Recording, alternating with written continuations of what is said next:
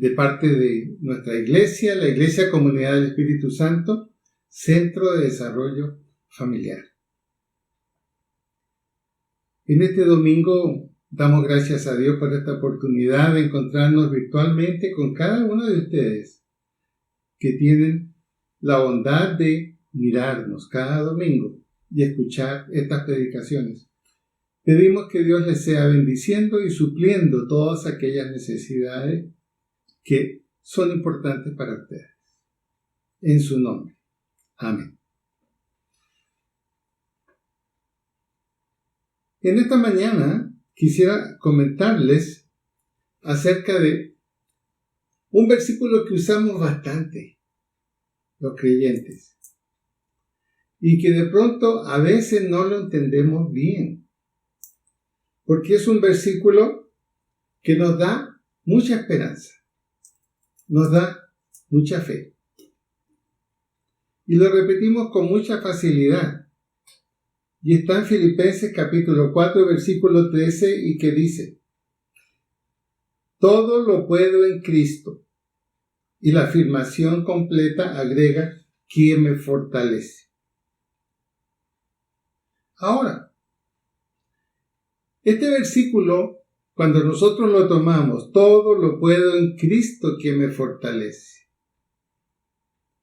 pensamos que tenemos una respuesta absoluta, segura, rápida y confortante cuando tenemos una necesidad o cuando estamos enfrentando un problema. Y muchas veces nos encontramos con algunos creyentes que con o sin razón dicen: bueno, ¿qué es esto de todo lo puedo en Cristo que me fortalece? Porque este problema me tiene debilitado, no ha habido una respuesta, no ha habido una solución. Y como que parece una promesa incumplida del apóstol Pablo. Sin embargo, es interesante que una escritora cristiana lo explica de esta manera. Existe una gran diferencia entre tratar de manipular a Dios para que nos dé lo que deseamos y cooperar con Dios para que nos pueda dar lo que Él desea. Esto último es nuestra meta. No deja de ser bastante razonable esta afirmación de una mujer cristiana. Existe una gran diferencia entre tratar de manipular a Dios para que nos dé lo que deseamos. Es lo que pareciera con esa frase tan abierta: todo lo puedo en Cristo que me fortalece, equivalente: todo puedo superarlo con Él, pero en el momento rápido que yo necesito. La segunda parte es la importante. En esta diferencia que existe, más bien somos llamados con este versículo a cooperar con Dios para que nos pueda dar lo que Él desea. Esto último es nuestra meta. Si creemos que Dios sabe qué es lo que necesitamos, que a veces es diferente a lo que queremos, nuestra meta tiene que ser entonces cooperar con Dios para que nos pueda dar lo que Él desea. ¿De qué manera podemos examinar esta situación? John MacArthur, en su Biblia de estudio, acerca de este versículo, nos dice lo siguiente: todo lo puedo. Así comienza. Pablo utiliza en esta palabra, que es una palabra griega, un verbo que tiene el significado siguiente. Cuando dice todo lo puedo, implica en el verbo griego ser fuerte o tener fortaleza. ¿Para qué? Y el apóstol Pablo mismo lo explica. ¿Qué significa tener esa fortaleza? En Filipenses capítulo 4, 11 y 12.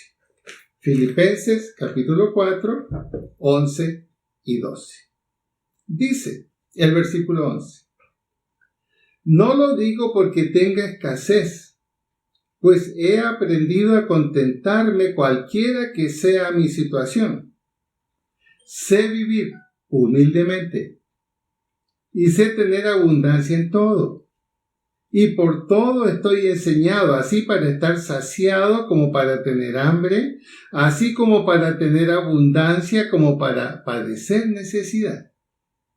Todo lo puedo en Cristo que me fortalece. Fijémonos que este versículo de Filipenses 4:13, que lo hemos memorizado muy fácilmente y lo usamos a menudo, no puede ser sacado del contexto en el cual Pablo escribió. Y ese contexto en el cual está dando esta explicación. No lo digo porque tenga escasez, he aprendido a contentarme cualquiera que sea mi situación. Sé vivir humildemente, sé tener abundancia en todo y por todo estoy enseñado. Así para estar saciado como para tener hambre, así para tener abundancia como para padecer necesidad. Y como una conclusión a esto, él agrega: todo lo puedo en Cristo que me fortalece. Esta afirmación del apóstol Pablo parte como consecuencia de una experiencia. ¿Cuál experiencia?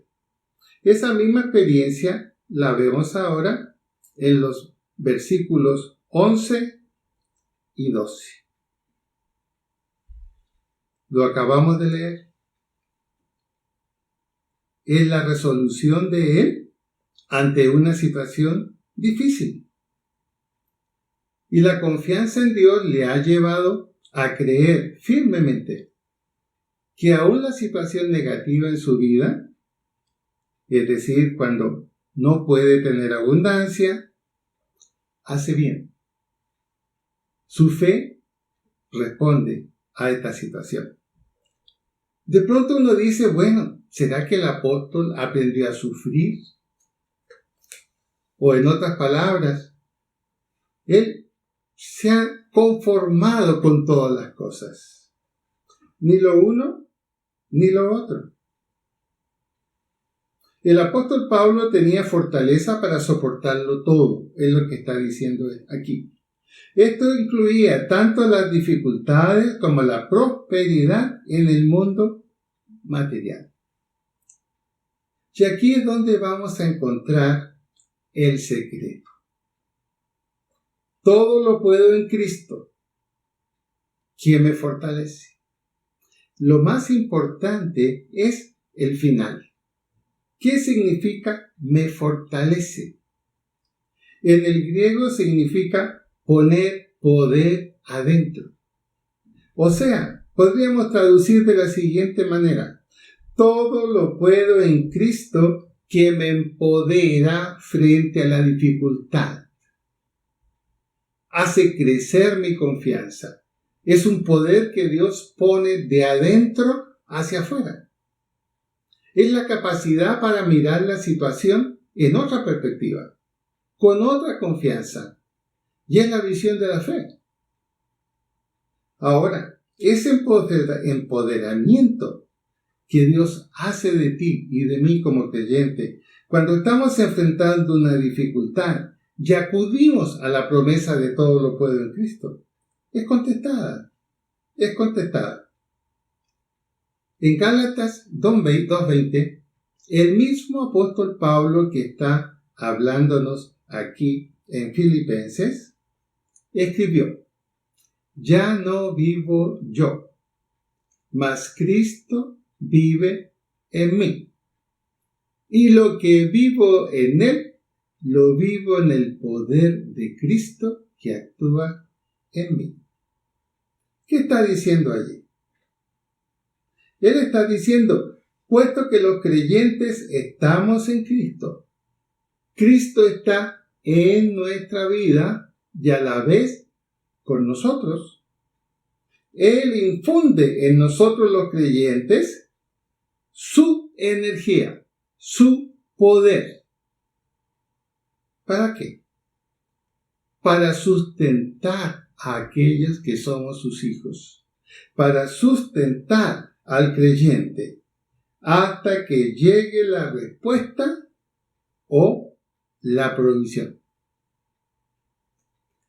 Y esa confianza que crece internamente en nosotros y que nos empodera frente a una situación difícil o frente a una situación amarga, nos permite entonces creer y aceptar como una verdad absoluta lo que dice Romanos 8:28. Todas las cosas ayudan a bien. Es como si Dios nos dijera: yo cumplo mi promesa.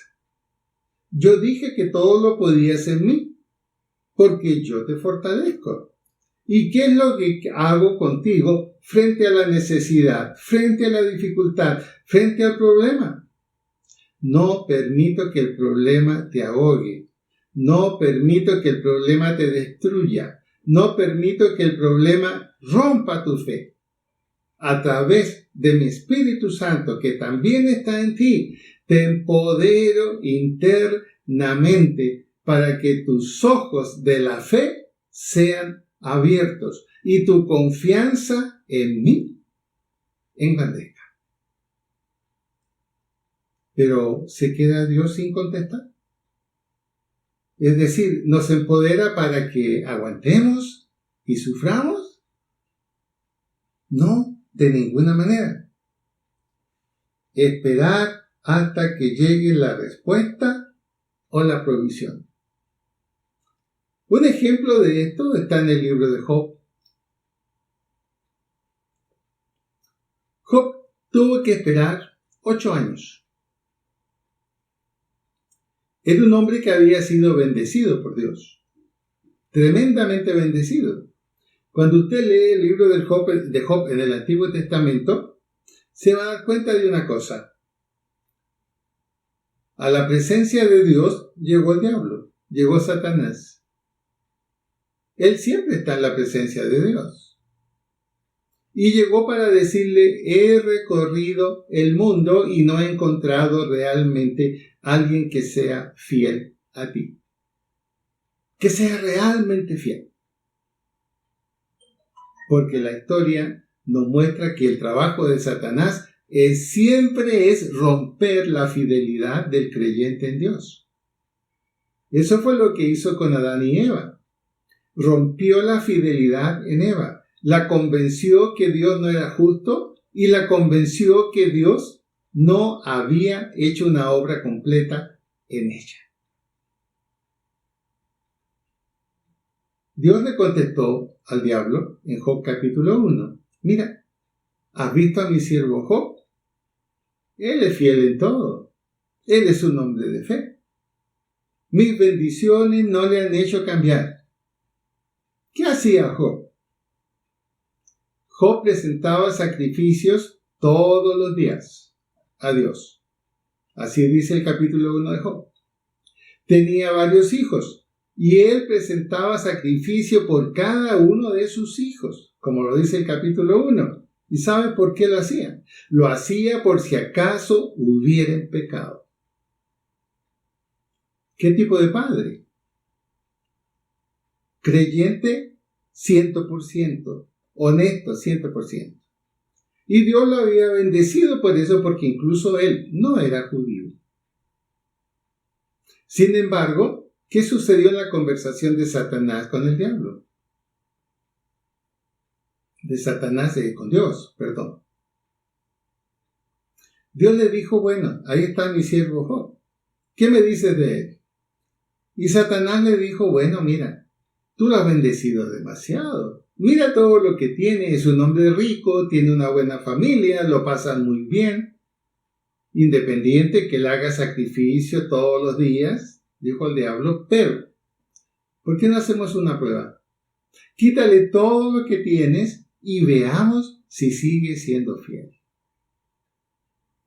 Esta historia de Job, ahí en el libro del mismo nombre, puede ser una historia, la suya o la mía. Nuestra fidelidad siempre está siendo puesta a prueba por el enemigo de Dios y que por lo tanto es enemigo nuestro. ¿Lo hizo con Jesucristo? estando en la cruz, a través de uno de los ladrones que estaba al lado de él. Este le dijo: si tú realmente eres el Hijo de Dios, bájate de esa cruz, sálvate a ti mismo y sálvanos a nosotros. Si hay alguien que está interesado en que perdamos nuestra fidelidad con Dios, es Satanás, el diablo. Y la palabra diablo significa enemigo. Y él es el enemigo de Dios. Comenzaron a venir una serie de cosas entonces en la vida de Job. El diablo pudo actuar sobre él y no podía tocar su vida. Perdió su riqueza, murieron sus hijos, se enfermó delicadamente, una especie de urticaria fuertísima, gravísima, que él se sentaba en una silla, tomaba un pedazo de ladrillo y se rascaba su cuerpo.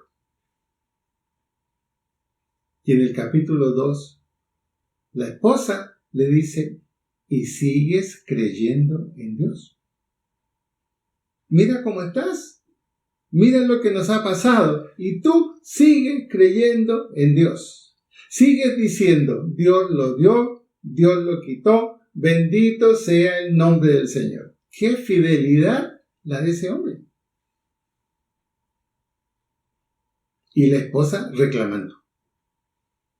Y Job le dijo: mira, mujer, ¿acaso solo daremos gracias a Dios por las bendiciones y no daremos gracias a Dios porque las cosas cambian?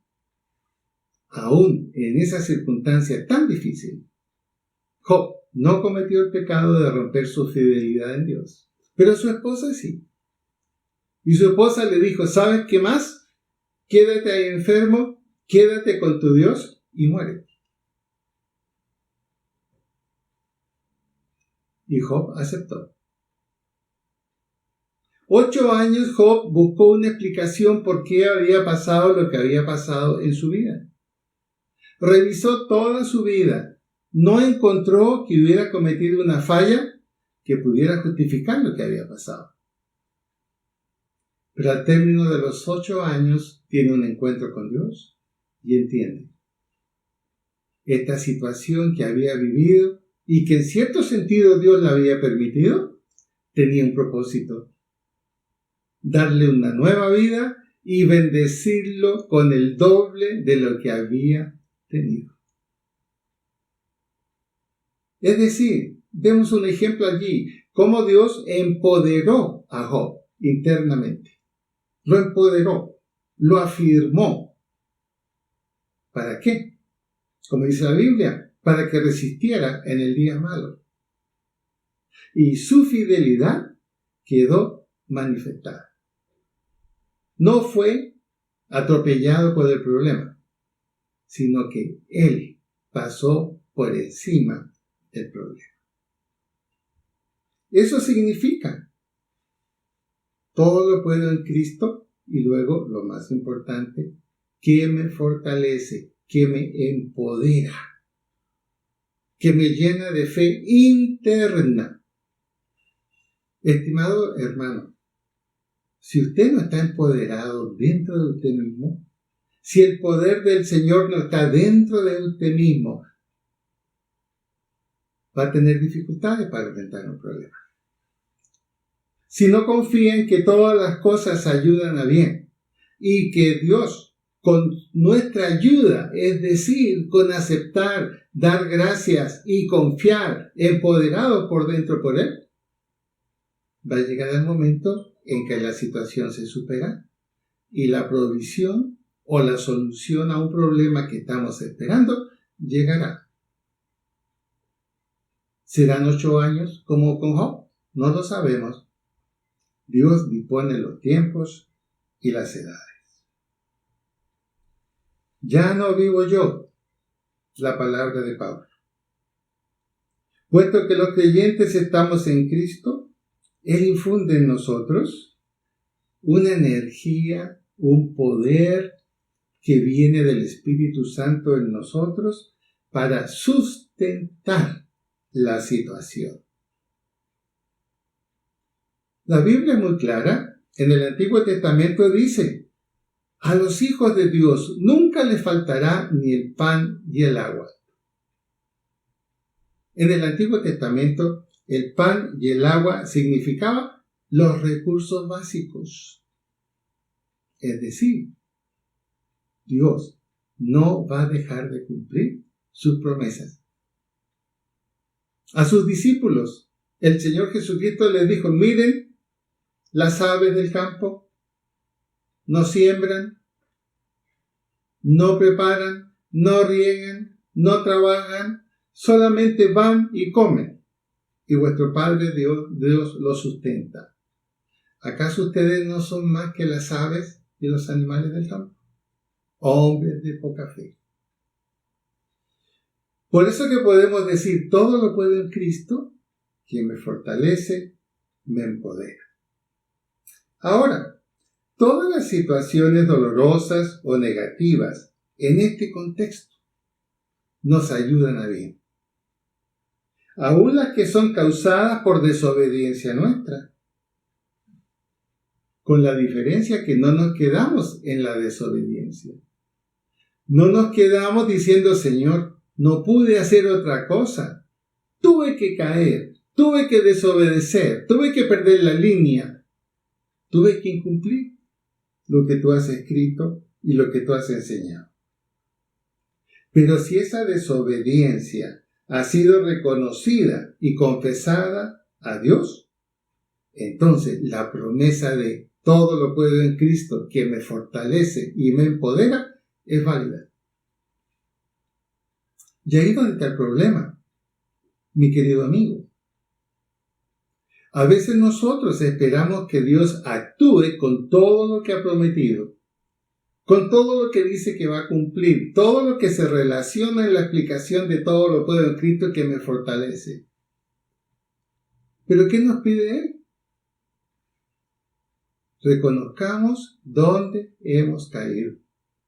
Reconozcamos dónde hemos fallado. Muchas veces hay una causa para una necesidad que tenemos. En la Biblia dice: mira, hombre, ve la hormiga cómo trabaja, no tiene un jefe, así dice Salomón en Proverbios, un jefe que la guía. Pero en el verano trabaja y trabaja, ¿para qué? Para que en el invierno se guarda en su morada y tiene todo el alimento hasta que el invierno pasa. Y Salomón dice: oh, mira tú, oh hombre, la hormiga trabaja, sé como ella prepara una situación aceptable para ti. Si no, tu pobreza vendrá. A veces hemos cometido ese error. No tenemos un concepto sobre el ahorro. Pensamos a veces que ahorrar poco no vale la pena, pero si sumamos muchos pocos, se transforman en muchos. Si queremos la aplicación de todo lo puedo en Cristo que me fortalece, y si hemos cometido errores y desobediencias que nos tienen en situaciones difíciles, debemos acercarnos a Dios, pedir perdón, confesar y permitir que Él haga su obra de restablecimiento en cada uno de nosotros. En Efesios 3, capítulo 20-21, leemos lo que sigue. Efesios 3, capítulo 20, versículos 20 y 21. Y está muy relacionado con el tema que estamos desarrollando. Dice: y aquel que es poderoso para hacer todas las cosas mucho más abundantemente de lo que pedimos o entendemos, y tome nota de esto, según el poder que actúa en nosotros. Otra vez, la Biblia nos dice, recuerda, todo lo puedo en Cristo, pero no olvides el final. Todo lo puedo en Cristo, que me fortalece, me empodera a través de su Espíritu Santo y su presencia en mí me hace estar por encima del problema. Y aquel Dios que es poderoso para hacer todas las cosas mucho más abundantemente de lo que podemos o entendemos. Hay situaciones en las que nosotros no podremos encontrar una solución. Hay situaciones que a veces no las entendemos. Y muchas veces es una bendición escondida de Dios para llevarnos a sitios más altos. Los sitios más altos siempre necesitan un cristiano empoderado, en que el Espíritu Santo dentro de él ponga la capacidad de visualizar lo que desea y visualizar lo que está sucediendo en su vida. Y aquí lo dice otra vez, según el poder que actúa en nosotros. Mire qué es clave esto. No confiar en nosotros, no confiar en nuestra intuición. No rascarnos la cabeza muchas veces frente a un problema ante el cual no podemos decir nada. Tomar el versículo, creerlo y entenderlo. Todo lo puedo en Cristo que me fortalece. Cooperar con Él para que lo que Él desea y quiere hacer en nuestra vida, lo pueda hacer. Esa es nuestra meta. Y el versículo 21 dice, a Él sea gloria en la iglesia en Cristo Jesús por todas las edades, por los siglos de los siglos. Amén. Este empoderamiento, también Pablo aquí en Efesios, lo hace como un compañero del amor de Cristo. No es un poder violento, no. El amor tiene un poder que no podemos imaginar. El amor de Cristo excede a todo conocimiento para que seáis llenos de toda la plenitud de Dios. Llenos de toda la plenitud de Dios. ¿Cómo es posible que en un corazón tan pequeño pueda habitar un Dios tan grande? Y es interesante lo que significa la palabra plenitud. Plenitud es la palabra pleroma. Y se refiere esta palabra a dos situaciones totalmente diferentes. Esta palabra describe un barco con su tripulación y cargamento completos. No falta nada. Pero describe su opuesto, una ciudad sin casas y vacías. Cuando dice de toda la plenitud de Dios, está diciendo lo completo. La respuesta de Dios ante una dificultad, ante un problema, es completa. Es completa. Por eso seguramente usted ha experimentado respuestas de Dios que le han parecido increíbles. Eso es la plenitud de Dios. Ha experimentado sanidades que los médicos no auguraban. Esa es la plenitud de Dios. Una acción completa. Ahora, siguiendo adelante. Adquirir un nuevo enfoque ante la vida y de la mano de Dios toma tiempo. Necesitamos tiempo para entender cómo actúa Dios. Por eso la Biblia siempre nos llama a entender los tiempos de Dios, las oportunidades de Dios, cómo opera Dios en nuestra vida. Por eso, si queremos entender bien este versículo, todo lo puedo en Cristo que me fortalece, el confiar y en esperar que es Dios quien decide lo mejor ante la pregunta y la solicitud que nosotros tenemos. Y que nos empodera frente a las situaciones. Nos da seguridad absoluta en que la respuesta vendrá. Para pensar así, necesitamos un nuevo enfoque de la vida. Los seres humanos y particularmente los latinos somos muy inmediatistas. Queremos todas las cosas ahora. Así sucede también con los americanos.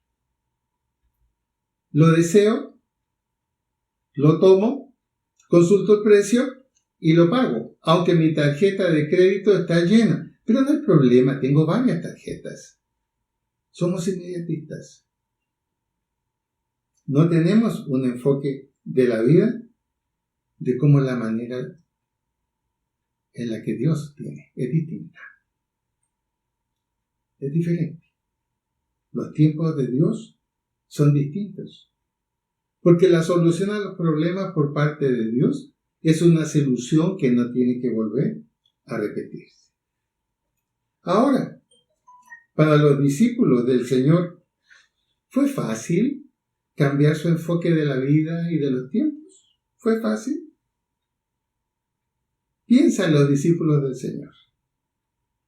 Estaban al lado del Señor de señores, que bastaba su palabra para que algo sucediera, para que algo cambiara y para resolver problemas o para sanar a alguien. Y Él estaba allí para respaldarles en todo. Recuerda que al final solo quedaron 12 discípulos, excluyendo a Judas, y el Señor incluyó al apóstol Pablo. Uno podría decir un pobre resultado para 3 años de trabajo del Hijo de Dios. Pero estos fueron los hombres que entendieron que lo que estaban aprendiendo, recibiendo y experimentando era un empoderamiento para ser capaces de sacar adelante en los próximos siglos, después de la mitad del primero y adelante, lo que hoy es la iglesia cristiana. Y tú ves en la iglesia cristiana, a través de la historia, en los hombres que la han manejado, que la han dirigido, un empoderamiento que no ha permitido que la iglesia de Cristo decaiga, aún con todas sus luchas.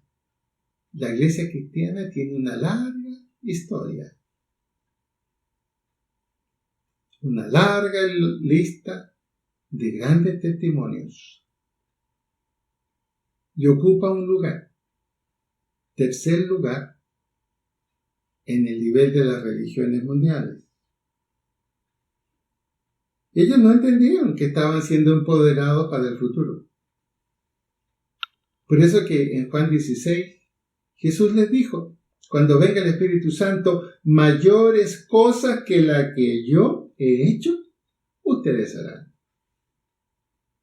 Eso fue gracias a que fueron empoderados por el Señor, preparados, ajustados, puestos en la línea que se debía hacer. Y ese enfoque tomó tiempo. El enfoque del Pedro antes de la resurrección no era el mismo después de la resurrección. Y así con cada uno de los otros. Enfocar la vida como Dios quiere que la enfoquemos para los resultados toma tiempo. Sin embargo, estos discípulos necesitaron más de 15 años para entender, creer y confiar en el Señor. En Mateo 19, 23 al 30, que es la última cita que vamos a estudiar. Mateo 19, 23 al 30. Dice lo siguiente.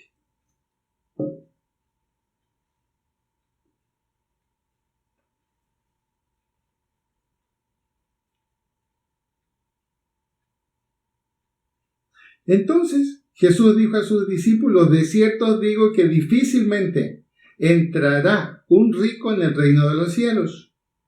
Otra vez os digo que es más fácil pasar un camello por el ojo de una aguja que entrar un rico en el reino de Dios. ¿De qué grado de dificultad estaba hablando Jesús? Cuando dice, es así como alguien no puede entrar por el ojo de una aguja, así tampoco un rico puede entrar en el reino de los cielos. ¿Pero a qué se refería Jesús? Jesús se estaba refiriendo a que habían 7 puertas para entrar a la ciudad de Jerusalén. Si usted va a Israel algún día va a encontrar eso, las 7 puertas. Ya hay una puerta que es la más pequeña. Esa puerta se llamaba la puerta de la aguja. Y esa puerta de la aguja estaba diseñada para los mercaderes que llegaban tarde, cuando ya estaban cerradas las puertas. Entonces, ¿qué hacían los mercaderes? Ellos se quedaban allí, a la puerta de Jerusalén.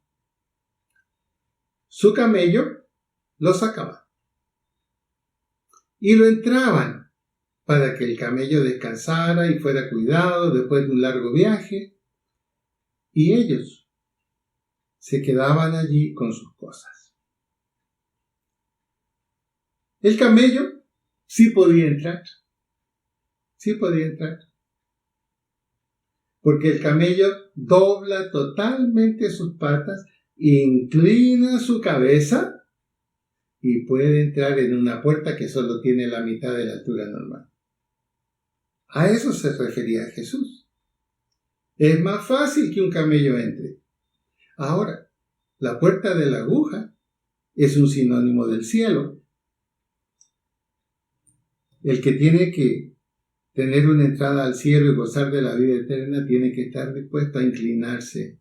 Inclinarse es reconocer. Inclinarse es obediencia. ¿A quién? Al Señor Jesucristo, que por gracia ofrece la salvación.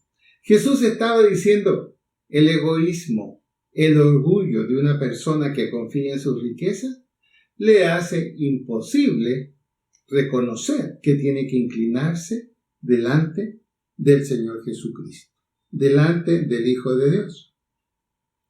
Sin embargo, el Señor Jesús dijo,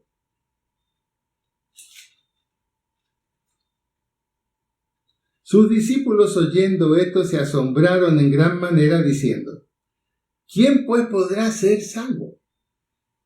Ellos estaban reconociendo que en determinados momentos de su vida también habían sido muy orgullosos. Ellos no eran pobres, ellos tenían sus botes, sus barcas de pesca, pequeñas empresas. Y aplicaron a sí mismos inmediatamente eso. Bueno, ¿y qué pasa con nosotros? ¿Quién podrá pues ser salvo? Y mirándolo Jesús les dijo, para los hombres esto es imposible. Esto es imposible. Pero para Dios todo es posible. Aún la salvación en el último momento, como pasó en la cruz con uno de los ladrones. Y en el 27, mire la reacción. Ellos se dieron cuenta, aquí hay un problema. Aquí hay algo que tenemos que hablar con él y decirle y que nos resuelva esto. Ellos dijeron, nosotros no somos ricos, somos pobres. Así se consideraban. Y dice el 27. Entonces respondiendo Pedro le dijo, he aquí nosotros lo hemos dejado todo y te hemos seguido. ¿Qué pues tendremos?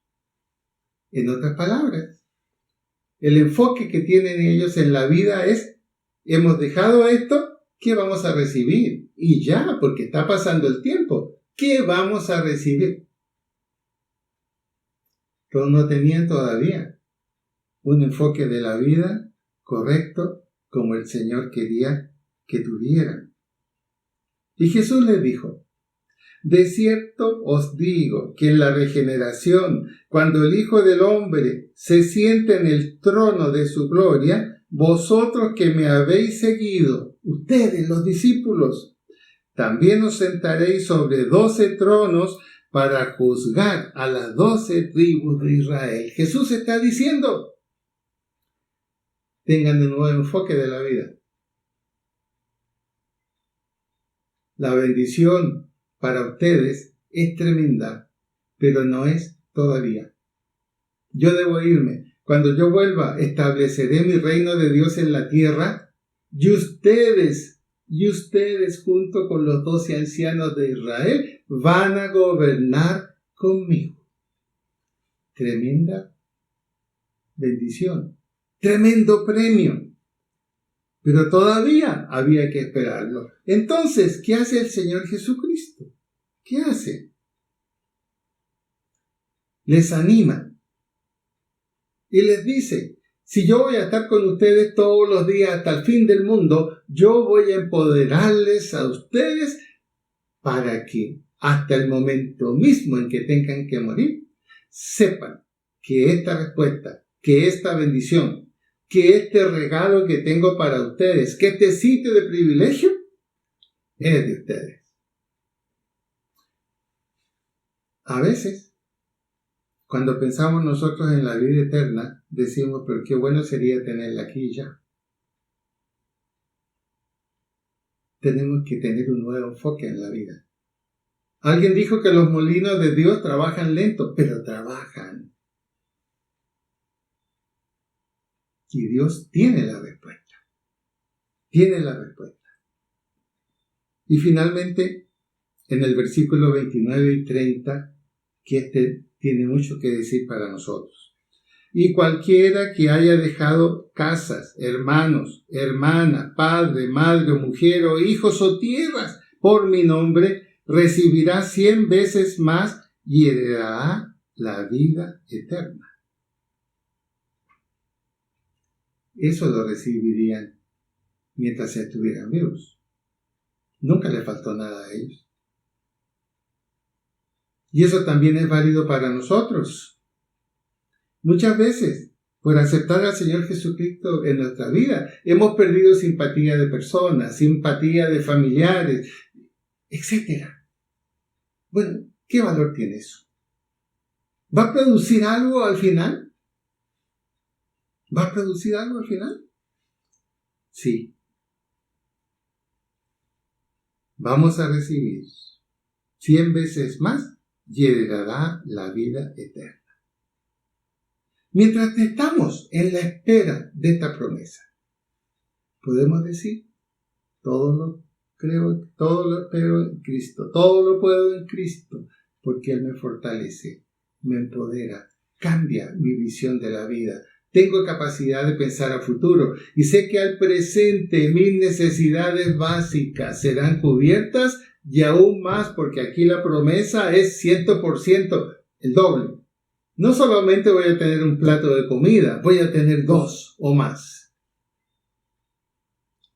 Eso significa ese versículo, todo lo puedo en Cristo, que me fortalece.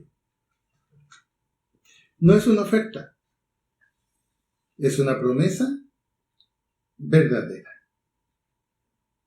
Ahora, el empoderamiento que hace Jesús en nuestra vida frente a los problemas. Él está allí para levantar nuestro escudo de la fe. Y tú tienes que levantar tu escudo de la fe, cambiar tu enfoque de la vida, confiar en que Dios es el dueño del tiempo y el tiempo perfecto viene de Dios. Pero mientras viene la respuesta de Dios, nos empodera, nos fortalece y nos llena de fe y confianza. Pero tú tienes que levantar el escudo de la fe. Te invito, frente a cualquier problema que tengas, frente a cualquier dificultad que te supera, frente a una enfermedad, haz estas declaraciones que son bíblicas. Dios es quien dice ser. Yo sé en quién he creído. No dudes de Dios. Dios es quien dice ser. Por lo tanto, yo sé en quién he creído. Segundo, Dios puede hacer lo que Él dice que puede hacer. Dios no miente. He aquí yo soy Dios, Jehová de toda carne. ¿Habrá alguna cosa que sea difícil para mí? Jeremías 32:27. Tercera declaración. Yo soy quien dice Dios que yo soy. Dios dice que yo soy. Él lo dice. Soy su hijo. Soy su siervo. Dependo de Él y confío en Él. ¿Qué seguridad tengo yo de eso en toda mi vida? Tengo la seguridad porque Dios se definió a sí mismo en Moisés. Yo soy el que soy. Yo no cambio. Soy eterno. Soy siempre el mismo. Por lo tanto, mis promesas son verdaderas ayer, hoy y mañana. Por eso todo lo puedes en Cristo que te fortalece. No dejes que tu fe decaiga. Levanta el escudo de la fe con las declaraciones que la Biblia te permite decir porque son verdad. Cuarto, lo que hemos estudiado. Todo lo puedo en Cristo que me fortalece. ¿Y cómo te fortalece? Quinta declaración. Te fortalece a través de su palabra. Por lo tanto, tú puedes decir, la palabra de Dios está activa en mí. La palabra de Dios está activa en mí. Así es como activas el poder, el empoderamiento, esa fe profunda y fuerte que Dios quiere que tú tengas. Te invito a que en esta mañana, como una oración, hagas junto conmigo estas declaraciones de fe. Te invito a que las repitas junto conmigo. Gracias, Padre, porque podemos decir que tú eres Dios, que tú eres eterno y presente con nosotros y en nuestra vida. Por eso, Señor, ante las dificultades, ante este tiempo de pandemia que estamos viviendo, ante esta incertidumbre también, podemos decir, tú, Dios, eres quien dice ser. Y yo sé en quién he creído. No he creído en algo que no existe, porque te he conocido. Dios puede hacer lo que Él dice que puede hacer, porque el Dios en el que yo creo es el Dios para quien nada es difícil y fue capaz de levantar al pueblo de Israel en 1500 años. Tercero, yo soy quien dice que soy. Por lo tanto, yo también soy. Si Él está en mí, yo también soy. ¿Soy en qué sentido? Tengo vida y tengo vida eterna. Por eso todo lo puedo en Cristo que me fortalece. Y el poder, el empoderamiento de Dios en mi vida es gracias a que la palabra de Dios está activa en mí.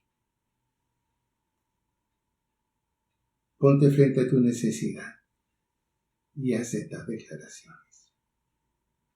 Y ahora ya sabes cómo puedes usar la promesa de todo lo puedo en Cristo que me fortalece. Padre, gracias por esta mañana. Gracias por tu palabra. Que tu Espíritu Santo la nieve en nuestra vida. Y te doy especialmente gracias por aquella persona que nos visita por primera vez y nos ve.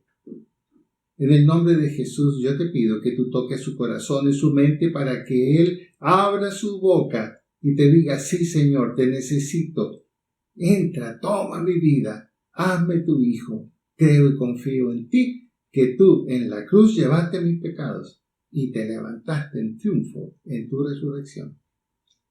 Creo en ti, Hijo de Dios, Señor Jesucristo y mi Señor. Amén. Hermanos, que Dios nos bendiga a todos. Y decimos, gloria a Dios.